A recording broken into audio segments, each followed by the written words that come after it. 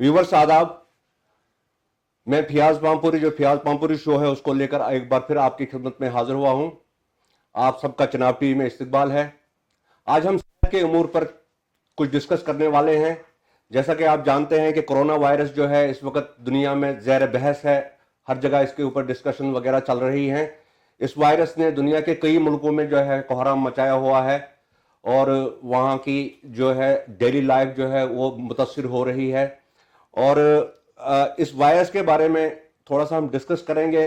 तो लेकिन इससे पहले मैं इतना कहना चाहूँगा कि इस वायरस की हिस्ट्री और इससे बचाव वगैरह की जो बातें हम करेंगे, लेकिन इससे पहले इतना कहना चाहूँगा, ये हम अगर आम लफ्ज़ों में कहें तो एक जरासीम है जो आज से लगभग 4 महीने पहले 31 दिसंबर को चाइना के एक जगह है वुहान, उस जगह से ये डिटेक्ट हुआ और इस वायरस ने फिर चाइना को पहले लपेट में लिया, फिर वहां से जो बाहर के लोग थे इफेक्टेड हुए। इसी तरह से आहिस्ता आहिस्ता इंडिया में आ गया। अब JNK में भी इसके केसेस जो हैं दिखे जा रहे हैं। तो अब हम लोग जो है उन लोगों में से नहीं बनना चाहते जो चुप करके इस वायरस का इंतजार करें वो वायरस आए और यहाँ पे कुछ डैमेज कर ले। तो इस सिलसिले में जो हमारे मेहमान हैं आज जिनसे हम बात करेंगे, तो मेरे एक्सट्रीम एंड पे बैठे हैं डॉक्टर अशरफ अली खान साहब जो head of department biochemistry medical college Doda में हैं, और हमारे साथ एक माहिर डॉक्टर बैठे हैं डॉक्टर विनोद काटिल, ये HOD जो है मेडिसिन डिपार्टमेंट के हैं, ये भी मेडिकल कॉलेज में यहाँ डोडा मेडिकल कॉलेज में तैनात हैं। तो पहले मैं अशरफ साहब से ये पूछना चाहूँगा, अशरफ साहब पहले मुद्दे पे सीधा आ जाते हैं, मुझे ये बताइए कि ये वायरस जो है चीज़ क्या होती है, ये मतलब ये इसकी हिस्ट्री क्या है, ये कैसे लोगों को इफेक्ट करता है? वायरस एक तरह का जरासीम है, लेकिन हम कहेंगे जरासीम का छोटा भाई है। तो इसका कोई डेफिनेटली शक्ल शेप होती नहीं है। तो ये वायरस है, काफ़ी डिजीज़ें काज करता है, जैसे हेपेटाइटिस है या जुकाम भी है, वायरल डिजीज़ है, HIV भी वायरल डिजीज़ है। तो ये एक वायरस है और इसमें ये प्रॉब्लम, इसका कोई एंटीबायोटिक भी नहीं होता। जैसे बैक्टीरिया का एंटीबायोटिक से हम उसको बंद कर देते, इसको कुछ नहीं कर सकते हैं। तो थोड़ी सी इसमें बदकिस्मती ये है कि इसका कोई स्पेसिफिक ट्रीटमेंट नहीं है, जो हमारे लिए सबसे बड़ी प्रॉब्लम है।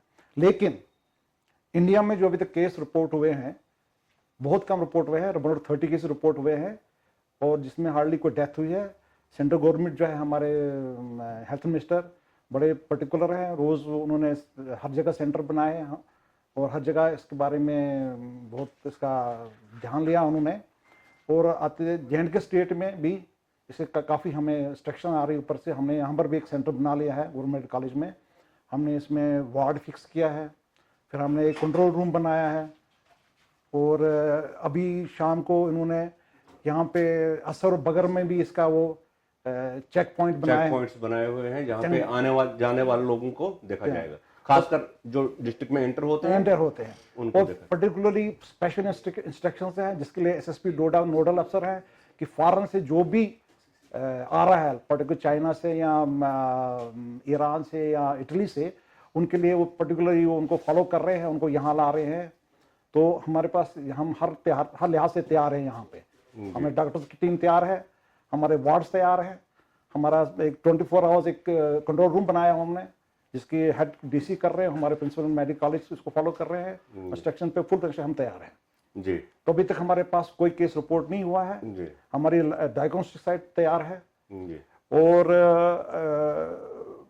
बाकी हमारे काटिल साहब से इतना पूछना चाहूंगा, डॉक्टर साहब ये बताइए कि ये वायरस लगता कैसे है आदमी को, इसकी वजह क्या है, वो तो उससे कैसे सकते हैं हम? बिल्कुल, जैसे कि हमारे पहले भी वायरस एंडेमिक हुए हैं, हमारे केसेस रिपोर्ट होते हैं जी। अगर हम एग्जांपल लेते हैं 2002 की, तो उसमें जब सार्स वायरस सबसे पहले आया था जी, तो उसकी मॉर्टेलिटी जैसे हमारे पूरे ऑल ओवर वर्ल्ड में उसकी मॉर्टेलिटी लगभग 4% थी हमारे यहाँ पे। उसके बाद हमारे पास इन्फ्लुएंजा वायरस आया 2009 के बाद हमारे पास शुरू हुआ, उससे भी काफ़ी हद तक हमारी पॉपुलेशन अफेक्ट हुई है। तो उस टाइम जो इन्फ्लुएंजा की मॉर्टेलिटी रेट था वो नियर अबाउट 4% था। उसके बाद अभी 2019 में आपने सुना भी होगा कि कुछ केरला में इबोला वायरस आ गया था, तो उसकी जो मॉर्टेलिटी है वो लगभग 6 to 10%, मतलब उन दोनों से काफ़ी ज़्यादा मॉर्टेलिटी रही है। अब ये नए केस जो हमारे चाइना से शुरू हुए हैं, जैसे हम कोरोना वायरस 19 कह रहे हैं, तो ये अभी दिसंबर से शुरू हुआ है, और इसकी जो मॉर्टेलिटी एज़ कम्पेयर टू हम अगर पहले वाले देखे जाए और जो इसको देखा जाए, इसकी मॉर्टेलिटी है सिर्फ 2%। एक अलार्मिंग है सिचुएशन है पूरे वर्ल्ड में। और ये इसका वायरस का एक ही खासियत है कि ये बड़ी तेज़ी से transmission from person to person, human being से ह्यूमन बीइंग, ट्रांसमिशन जो इसकी बड़ी फास्ट हो रही है। तो इसके फैलने के कारण अभी तक जो हमारी स्टडी में या गवर्नमेंट ऑफ इंडिया ने या WHO ने हमें ये बताया गया है, ट्रांसमिशन जो इसके होते हैं जो फिजिकल कंटैक्ट्स में होते हैं, जैसे बंदा स्नीज करता है, खांसी करता है, तो उसके जो ड्रॉपलेट्स निकलते हैं तो सरफेस पे किसी पे पड़ जाते हैं, जो कि अब आदमी या कोई बच्चा जो भी कोई होगा उसको टच करता है किसी सरफेस को जो कंटेमिनेटेड होती है, जैसे सिक्रीशन हमारी जहाँ पे पड़ी होगी, इसने उसको टच किया तो वही जो हाथ बंदा नाक को, मुंह को, आँख को लगाएगा, तो ये इससे ट्रांसमिशन होती है इस वायरस की। डॉक्टर साहब ये बताएं, आमतौर जो हम कहते हैं कि इसको वायरल फीवर हो गया है, इसको ये हो गया है, इसको जी वायरल हो, आमतौर से ये अल्फाज जो हैं मिलते हैं सुनने को, उन वायरस में और इसमें क्या फ़र्क है? मेन चीज़ों में मतलब मेन चीज़ क्या है इसमें? बेसिकली जो हम फॉर एग्जांपल अभी विंटर का सीजन चलता है, तो छोटे मोटे जो कोल्ड कफ जुकाम वगैरह हर किसी को छोटा मोटा रहता ही है। उस वायरस में और इस वायरस में थोड़ा सा ये डिफरेंस होता है। एक तो ये वायरस में कफ होती है लोगों को, लेकिन उसमें ना स्पूटर प्रोडक्शन नहीं होती है, हम बोलते हैं ड्राई कफ। खांसी होती है, बलगम नहीं आती उसमें से, फीवर होगा, बाकी टांगों शोगों में बॉडी एक्स कहते हैं, माइल्जियस हो जाते हैं। तो मोस्टली ये जो सिम्टम है हमारे इस कोरोना वायरस के, अभी तक तो हमारे जैसे हम JNK में जो बाहर से टूरिस्ट आ रहे हैं तो मोस्टली उन्हीं में पाया जाता है। बाकी जो हमारे लोकल अपने यहाँ पे जो वायरस इन्फेक्शन होते हैं ना, वो माइल्डली थोड़े से 2-4 दिन रहेंगे तो ठीक हो जाएंगे। इसमें वायरस में ये फ़र्क है, ये वायरस बड़ी तेज़ी से अगर किसी को कंफर्म होता है, फॉर एग्जांपल कोई लोग ईरान से आते हैं या चाइना से आते हैं या कहीं से भी एयरपोर्ट से आते हैं, तो किसी के कंटेक्ट में आ जाते हैं, तो ये बड़ी रैपिडली पेशेंट को फीवर, खांसी, निमोनिया ये बड़ी जल्दी होना शुरू हो जाता है। मतलब ये इसके सिम्टम्स हैं कि अगर आपका नाक बहना शुरू हो गया, आपको खांसी आ गई, आपको फीवर हो गया, तो चेकअप कराना लाजमी है। लेकिन मैं ये पूछना चाह रहा हूँ आपसे कि बाकी जो वायरसेस, अभी डॉक्टर साहब ने जो बताया कि जब बाकी को तो हम इलाज कर लेते हैं लेकिन इसका इलाज नहीं है, वजह क्या है? अभी साइंटिस्ट इस पे क्यों नहीं पहुंचे हैं कि इसका इलाज किया जाए? बेसिकली अभी तो ये 2-3 महीने पहले ही आया है, तो ये क्योंकि जेनेटिक म्यूटेशन होती हैं वायरस में ना, उस वायरस को जो भी कभी बार ये जैसे पहले इन्फ्लुएंजा वायरस आया, उसके भी स्ट्रेन्स होती हैं, 4 टाइप की होती हैं।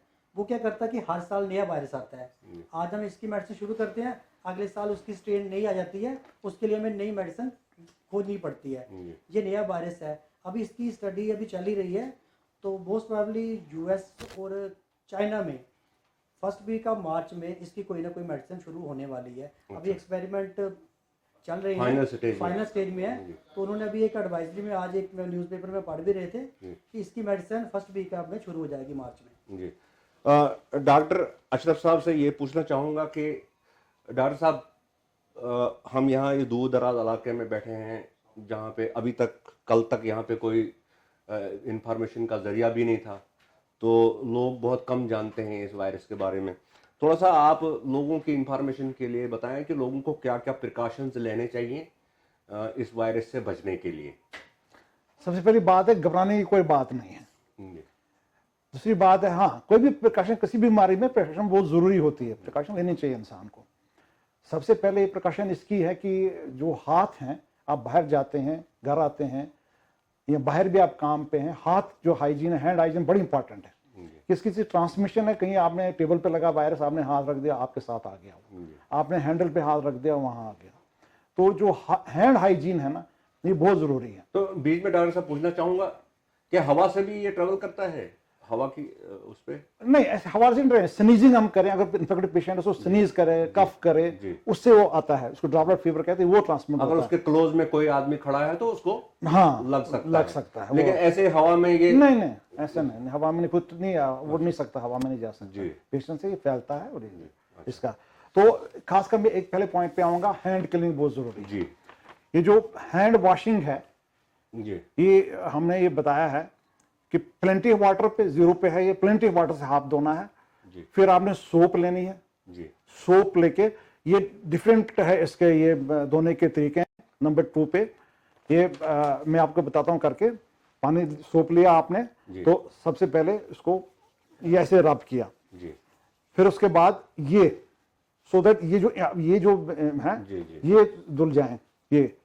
फिर उसके बाद आपने फिर ऐसे करना है। अच्छा नंबर 4 पे ये टिप्स को यहाँ रगड़ना है। ठीक उसके बाद ये थंब को क्लीनिंग करना है। ठीक उसके बाद ये टिप्स को ऐसे रगड़ना है। ठीक उसके बाद फिर आपने प्लेंटी ऑफ वाटर में, फ्लो पानी में धोना है, दोबारा उसको जो है सोप से को वॉश करना जी। है। फिर हमने ड्राई करना है उसी पे, अच्छा। क्योंकि वेट में जो ये वायरस ज्यादा टिकता है, जी। जितना ड्राई रहेगा इतना है।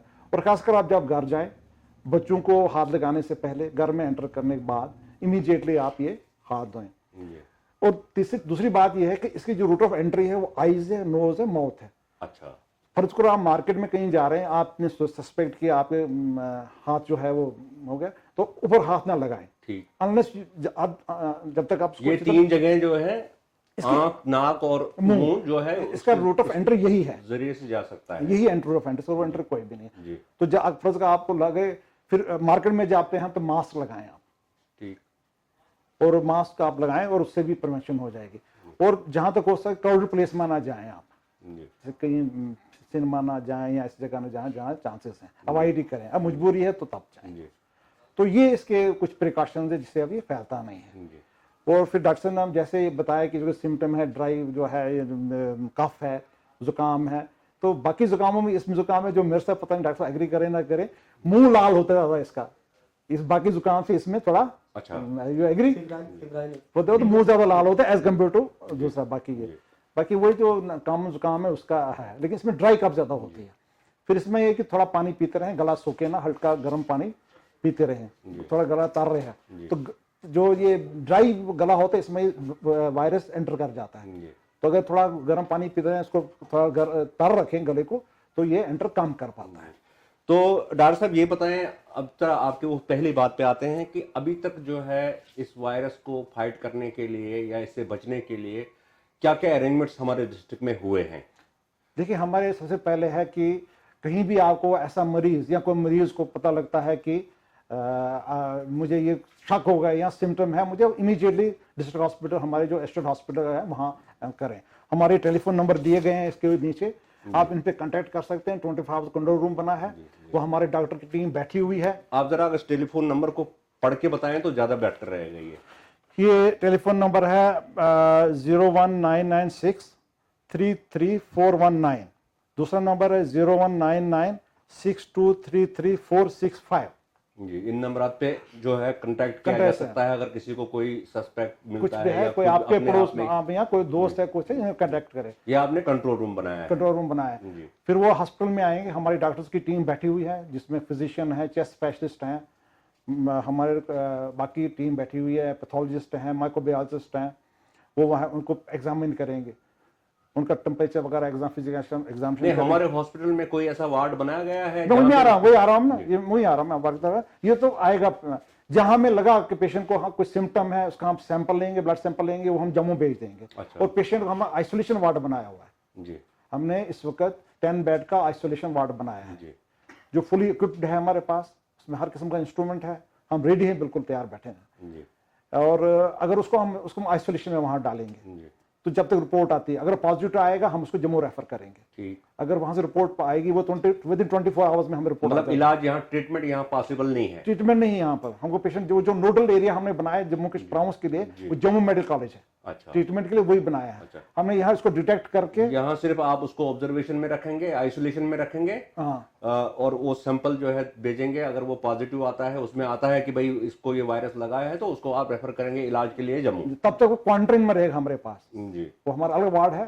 कोरोना वायरस वार्ड बनाया हमने, जी जिसके हेड ये कर रहे हैं, उनके साथ फिजिशियंस पे हैं, एनेस्थेटिस्ट हैं, बाकी पूरी टीम इनके पास, वो हम लगे हुए इसमें।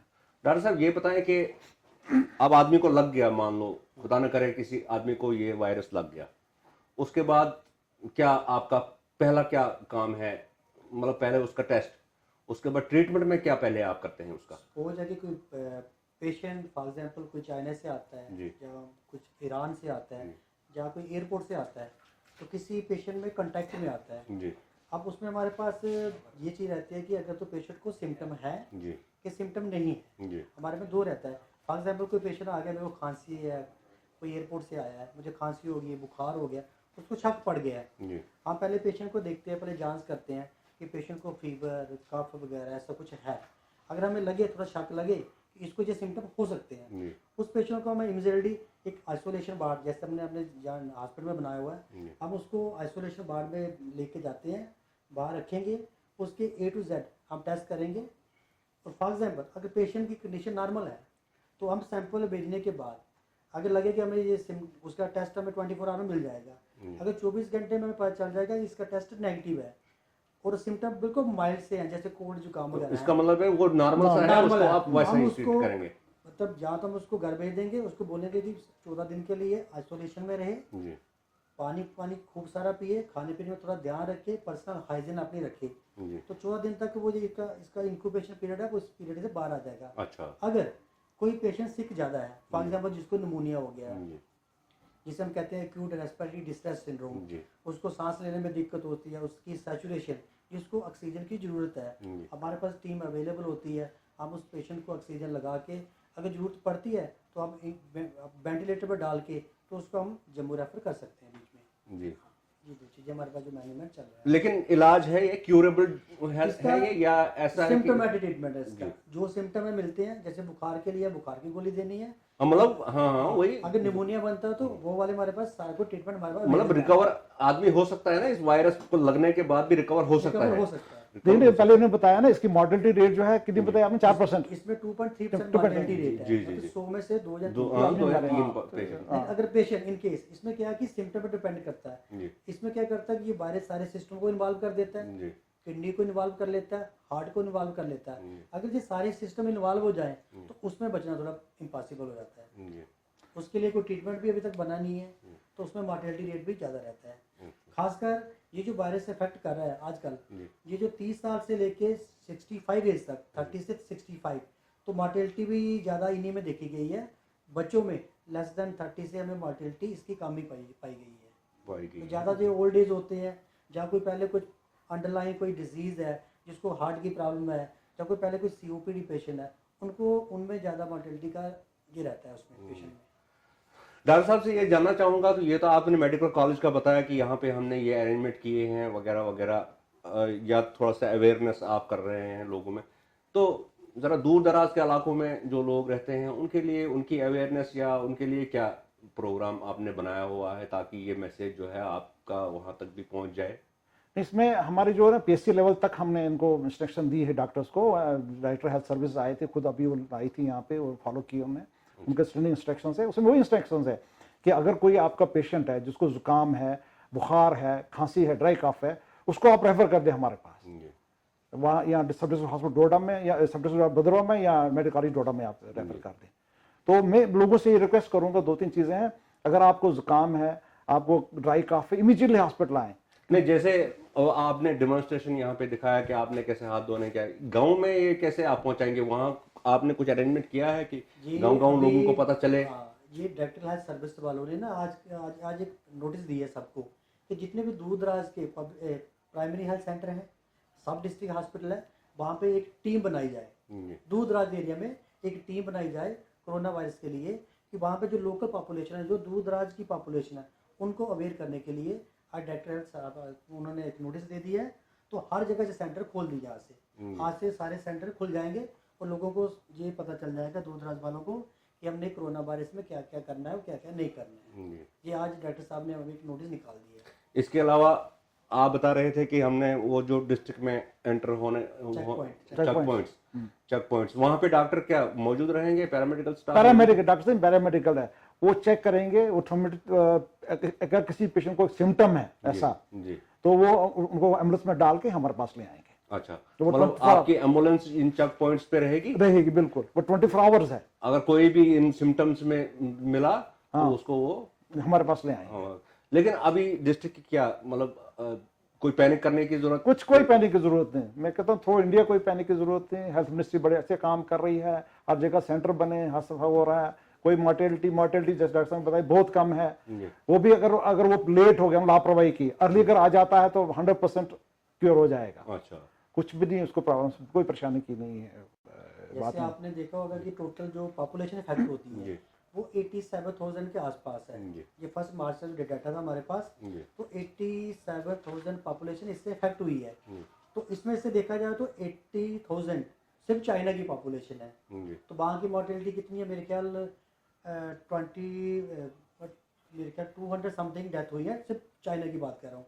ओवरऑल तो ये 250 कुछ होगी है, 3,000 के आसपास है। इसकी मॉर्टेलिटी देखो, जैसे पहले हमारे वायरस आए हैं, सार्स आया, इबोला आया, उनमें मॉर्टेलिटी रेट ज़्यादा है।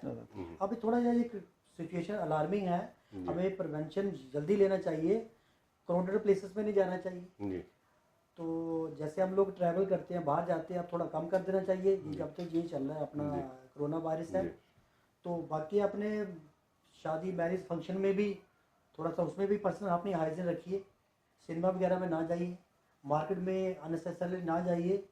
जो कोई पेशेंट स्नीज करता है या कफ करता है, कम से कम 1 मीटर डिस्टेंस, मान लो 3 फीट तक, उससे थोड़ा दूरी रहना चाहिए। और ख़ासकर ये एहतियात उसमें लेनी है जो पेशेंट बाहर से आते हैं, जो चाइना से या ईरान से आते हैं। बाकी हमारे लोकल में कोई दिक्कत नहीं है अभी तक फिलहाल। यहाँ पे ऐसी कोई बात नहीं है, ज़्यादा वो घबराने वाली की बात नहीं है। अलार्मी सिचुएशन उन्हीं एरियाज में है जहाँ से ये शुरू हुआ है, लाइक वुहान सिटीज चाइना में है, ईरान में है। बाकी यहाँ हमारी स्टेट में घबराने की अभी तक कोई जरूरत नहीं पड़ी जी। तो डॉक्टर साहब, ये था कोरोना वायरस। इसके अलावा ज़रा जनरल हम बात करें, मौसम चेंज हो रहा है आजकल। आम तौर लोग बोलते हैं कि भाई मौसम चेंज की वजह से मेरे को कुछ बुखार हो गया, कोई कहता है। क्या ये सही बात है? मौसम की जब वक्त चेंज आ जाती है तो उस वक्त ये लोगों को बीमारियां लग जाती हैं? बिल्कुल बिल्कुल। कई जैसे आप वायरल की बात करते हैं, वायरल इन्फेक्शन हो जाते हैं। कई वो करते हैं, इफेक्ट करते हैं रेनी सीजन में जब बारिश होती है, कई करते हैं जब गर्मियाँ होती हैं, समर सीजन में इफेक्ट करते हैं। कई वायरस होते हैं जो विंटर में इफेक्ट करते हैं। अब फॉर एग्जांपल हम ले जाए इन्फ्लुएंजा वायरस की बात करें, जो H1N1 आया था पिछली बार, ये दिल्ली में जाके इफेक्ट होता है जनवरी से लेके फरवरी मार्च में। हमारे जम्मू में क्या होता है, इसका इफेक्ट होता है सितंबर अक्टूबर नवंबर के बाद। ये वेरिएशंस रहती हैं क्योंकि जो वायरस होते हैं इन्फेक्शन, इनमें जेनेटिक म्यूटेशन आती है। अच्छा। तो हर सीजन में ये आप चेंज होती रहती है। जी। अब जैसे अब विंटर चला गया, समर आने वाला है। अब समर में कई और वायरस एंटीजन आ जाएंगे, उसको हम शिफ्ट कहते हैं, ड्रिफ्ट कहते हैं। कि एंटीजन जो वायरस का अंदर जो मटेरियल होता है ना, वो आपस में एक चेंज लाता है, तो वो हर मौसम में चेंज हो जाता है। इसलिए कोई इन्फेक्शन सर्दियों में चले जाते हैं, कुछ गर्मियों में आते हैं, और कुछ जो बारिश वाले सीजन होते हैं, रेनी सीजन, उसमें आते हैं। तो मेरे ख्याल से कोरोना वायरस के ऊपर जो है हमने जो मेन डिस्कशन करना था वो तो मुकम्मल हो गया। आपने बताया भी प्रिवेंशन कैसे होगी, और अगर लग गया तो फिर इसका इलाज क्या है। आपने तरीका बताया कि अपने हाथ कैसे धोने हैं, क्या करना है, घर में कैसे दाखिल होना है बच्चों। ये तो मेरे ख्याल में काफ़ी कवर हो गया। अब डॉक्टर साहब से ये पूछना चाहूँगा, डॉक्टर साहब आगे पीछे ये जो हमारे मेडिकल कॉलेज जो है बनने के बाद जो है, इसमें क्या इम्प्रूवमेंट आई है? आज इलाज में क्या किस तरह की इम्प्रूवमेंट आई है? क्या आज नहीं यहाँ से अब लोग रेफ़र होते हैं जम्मू? कई शिकायतें आती हैं कि भाई जी मामूली बीमारी के लिए जम्मू रेफ़र किया गया आदमी। क्या ऐसा है कुछ? देखिए, मैं आपको अर्ज कर, पिछले दिन हमारे प्रिंसिपल साहब ने एक डिपार्टमेंट वाइज मीटिंग शुरू कर दी है। हर डिपार्टमेंट ने, तो हमने अभी मेडिसिन के साथ और गायनी के साथ मीटिंग की। तो उसमें हमारे पर्टिकुलरली प्रिंसिपल साहब ने ये कहा कि पेशेंट जो आप रेफ़र करेंगे वो हेड ऑफ डिपार्टमेंट रेफ़र करेगा, और उसके लिए कोई क्राइटेरिया होना चाहिए रेफ़र क्यों हुआ। वो SOP बना रहे हैं हम कि क्यों पेशेंट ने रेफ़र किया।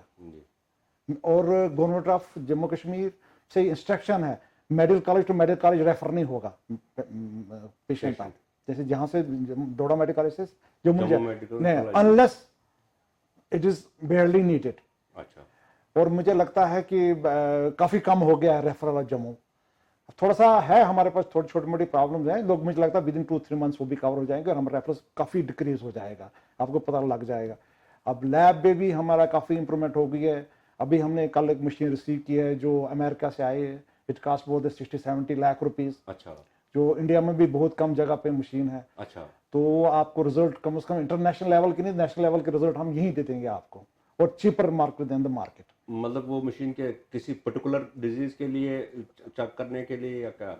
उसमें कवर काफी हो जाएगा, जो है blood sugar, kidney function, liver function वगैरह काफी इसमें है, हार्मोन्स वगैरह जो है उसमें काफी हो जाएगा। अच्छा, तो आपको इंटरनेशनल लेवल समझे हम ले जाएंगे उसके बाद। जी जी, फिर हमारा ये जो है डायग्नोस्टिक में सिटी स्कैन और ये भी अब शुरू होने वाला है, जी, और अल्ट्रासाउंड भी चल रहा है।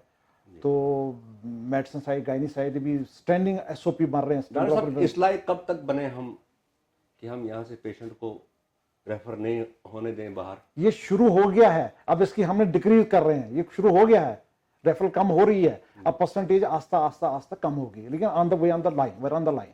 नहीं, मुझे डॉक्टर साहब एक मिसाल मैं आपको दूंगा। किसी को सर की प्रॉब्लम होती है, सर में चोट आ जाती है, उसको न्यूरो का वो न्यूरो सर्जन की जरूरत पड़ती वो है। मेरे पास अभी नहीं है, वो हम सुपर स्पेशलिटी बोले उनको, जी सुपर स्पेशलिटी अभी हमारे पास नहीं है, जी वो तो रेयर में आ गया ना, जी वो नहीं है अभी। कार्डियक सर्जरी करनी है, ब्रेन सर्जरी, वो नहीं है अभी। जी।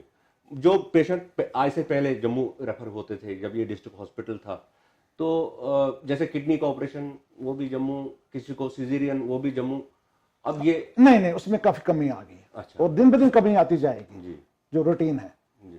मतलब बहुत कोई मेजर सर्जरी जो यहाँ डोडा में हुई हो ये मेडिकल कॉलेज बनने के बाद, आप कोई मिसाल ऐसी देंगे? डॉक्टर साहब को याद है कुछ? हाँ, जैसे हम सर्जरी डिपार्टमेंट की बात लेते हैं ना, देखो ये गाल ब्लैडर रिमूव कराना, ये जी। तो आजकल मेरे ख्याल ये डोडा से कोई रेफर नहीं होता।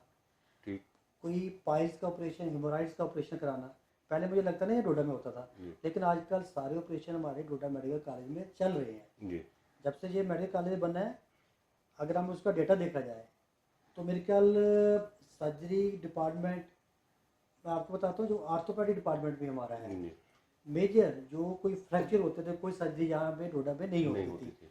आजकल रूटीन हमारे हफ्ते में 2 बार आर्थो वाले ऑपरेशन करते हैं और हफ्ते में 3 बार सर्जिकल वाले ऑपरेशन करते हैं, वो भी मेजर ऑपरेशन करते हैं। आंतरियों में कोई जुड़ाव आता है, इंटरसेप्शन कहते हैं, जी या इंटरसेप्शन ऑब्स्ट्रक्शन हो जाती है, जी पहले कभी डोडा में नहीं होता था। जब से जीएमसी बना है, ये मेजर सर्जरियाँ आजकल हमारे डोडा में चल रही हैं। जी बाकी हमारे मेडिसिन में जैसे न्यूरो सर्जरी के बाद हेड ट्रामा आ गया, जी जिसको कार्डियक सर्जरी चाहिए, वो तो उसको चाहिए सुपर स्पेशलिस्ट के हॉस्पिटल, वो तो हमारे जम्मू में ही है। जी बाद तक तो हम पहुंच नहीं पाया, अभी हम इनिशियल स्टेज है। और रेफरल हमारे, मैं कह रहा हूँ, अगर पहले कोई 60% था ना, अभी 5 से 6% रह गया है। जी। अभी हमने कमेटी बनाई है, सर साहब ने बोला है, हम लोग कमेटी बना रहे हैं कि रेफरल और इससे और कम हो जाएंगे हमारे। जी। लेकिन ये क्या ऐसा हो सकता है कभी डोडा में भी कार्डियो कोई डिपार्टमेंट डेफिनेटली देखिए हमारे पास, सर की कोई सर्जरी हो? हाँ, हमारे पे इस वक्त भी आपके यू आर लकी है ना दैट हमारे पास एक कार्डियक सर्जन है यहाँ पे अच्छा, मौजूद हैं? मौजूद हैं, जी। लेकिन वो इक्विपमेंट वगैरह जो है वो इक्विपमेंट की कमी है। He is a trained MCH है, वेरी गुड पर्सन, मतलब वो हार्ट का ऑपरेशन यहाँ कर सकता है? कर अगर उसको सकते हैं equipment विद मिले? द टाइम्स में, वो भी शुरू हो जाएगा। अच्छा, एक चीज, दूसरा आई की बात कर रहे थे अभी, आई का हम लेजर तक आ रही है, जी लेजर मशीन भी आने वाली है, ऑर्डर हो गया है, जी। जो लेजर ऑपरेशन हो गया आईज के, अच्छा, आई की बहुत बड़ी बात है ये। अभी देखो हमने, हमारे पास अभी जो किडनी वाले पेशेंट हैं, जी हमने लास्ट ईयर मई या जून में हमने डायलिसिस शुरू किया था। जी तो डायलिसिस हम मेडिसिन वाले हैंडल करते हैं। तो अभी फरवरी तक हमने लगभग मोर देन 857 पेशेंट का, 850 से ज़्यादा पेशेंट का जो डायलिसिस, जी। जो बेचारे लोग जहाँ से दिल्ली जाते थे, जम्मू जाते थे, कई और प्राइवेट सेटअप में जाते थे, आजकल उनका रूटीन में हमारा हफ्ते में 2 शिफ्ट चलती है, 3 शिफ्ट चलती है। डायलिसिस के पेशेंट हमारे कभी बाहर नहीं जाते हैं, वो हमारे यहाँ जीएमसी में चल रहे हैं। जी गायनी के सर्जरियन तो आजकल जहाँ पे आम होते रहते हैं, लेकिन डेली 8-10 सर्जरियाँ डेली होती है हमारे यहाँ मेडिकल कॉलेज में। मेडिसिन की क्या पोजीशन है हॉस्पिटल में? मिलने वाली मेडिसिन मतलब अभी है अवेलेबल हमारे पास, होती है या मेडिसिन नहीं? हमारे पास बड़ी काफ़ी ज़्यादा, अभी हमें डायरेक्टर ऑफिस से परचेज हमारे पास बहुत ज़्यादा परचेज होती है। जी। कई बार हमारे पास छाड़ हो जाती है, तो अभी हमारे ये काउंटर खुल गए हैं, अपना अमृत खुल गया हमारे पास, जी जन औषधि का काउंटर खुला है। जी सबसे चीपेस्ट जो मेडिसिन है ना, ये जो हमारे पास जो मोदी साहब ने ये चलाई है अपनी जन औषधि अमृत काउंटर है, इनमें से बिल्कुल सस्ती दवाई हमारे डोडा में अवेलेबल है। हर किस्म की मेडिसिन हमारे पास अवेलेबल है डोडा में। जी। हमें कहीं जम्मू से जाना नहीं पड़ता लेने के लिए, हर टाइप की मेडिसिन हमारे पास अवेलेबल है। चलो उम्मीद करते हैं। इसमें अगर मैं एक पॉइंट ऐड जी, करना जी, चाहता हूँ, जी। मैं यहाँ के लोकल पॉपुलेशन को ये रिक्वेस्ट करूंगा जी। कि आप जो मेडिसिन लेते हैं ना, तो मेडिसिन वहां से लें आप, अमृत और जन औषधि से। अगर बाहर 150 रुपये की टेबलेट मिलती है, वहां 50 रुपये में मिलेगी। ठीक। 30% जो है वो आपको कास्ट पड़ेगी, मतलब 60-70% डिफरेंस है इसका cost। और मेडिसिन जो है अच्छे स्टैंडर्ड की स्टैंडर्ड की वो बिल्कुल ये सेटर का प्रोग्राम है, सेटअप वहाँ से प्रोग्रेस में आती कुछ है। नहीं, तो वो बड़ा बेनिफिट ये शुरू हो गया है।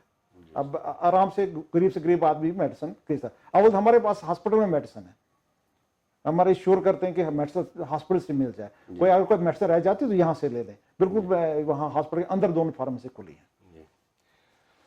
तो व्यूअर्स, कोरोना वायरस पे हमारा ये खुसूसी डिस्कस था। इसके बारे में डॉक्टर साहब ने बता दिया कि कैसे आपने प्रिवेंशन इसकी करनी है, और डिस्ट्रिक्ट में अभी तक किसी किस्म की पैनिक की जरूरत नहीं है। यहाँ कोई ऐसा मामला नहीं आया है सामने, और जो अरेंजमेंट्स करने थे अरेंजमेंट्स बहुत ज्यादा हुए हैं। वो आइसोलेशन वार्ड बनाया गया है, इसके अलावा चेक पॉइंट्स बनाए गए हैं। जो डिस्ट्रिक्ट में अंदर आएगा आदमी उसका चेकअप होगा, अगर किसी में भी सिम्टम्स पाए गए तो उसको हॉस्पिटल में एकदम जो है एम्बुलेंस में शिफ्ट किया जाएगा। ये सब चीजें हुई हैं। और वायरस लेकिन डॉक्टर साहब के कहने के मुताबिक खतरनाक भी है। इसका अभी तक इलाज नहीं निकला है, इलाज के लिए साइंटिस्ट लगे हुए हैं। ये तो हो गया कोरोना वायरस का। दूसरा हमारा सेगमेंट था आम हेल्थ सर्विसेज हमारी जो है कितनी इंप्रूव हुई है। तो डॉक्टर साहब ने बड़ी हौसला अफजा बातें हमको बताई कि आगे आने वाले वक्त में हम यहाँ पे हार्ट का और ब्रेन का ऑपरेशन भी कर सकते हैं। डॉक्टर हमारे पास मौजूद हैं, मशीनरी कुछ आ रही है। मेडिकल कॉलेज बनने के बाद जो इंप्रूवमेंट यहाँ पे हेल्थ सर्विसेज में हुई है बहुत अच्छी है। अब यहाँ से रेफरल जो है उसका नंबर भी बहुत कम हो गया है। जो यहाँ से जम्मू जाते हैं लोग, उनका भी नंबर बहुत कम हो गया है। उम्मीद करते हैं कि ये जो हमारा सिस्टम है मेडिकल, ये हेल्थ का सिस्टम, ये दिन ब दिन जो है इम्प्रूव हो, और लोगों को यहाँ से श्रीनगर या जम्मू जाने की जरूरत न पड़े। तो इसी के साथ आज का डिस्कशन हम खत्म करते हैं। आदाब।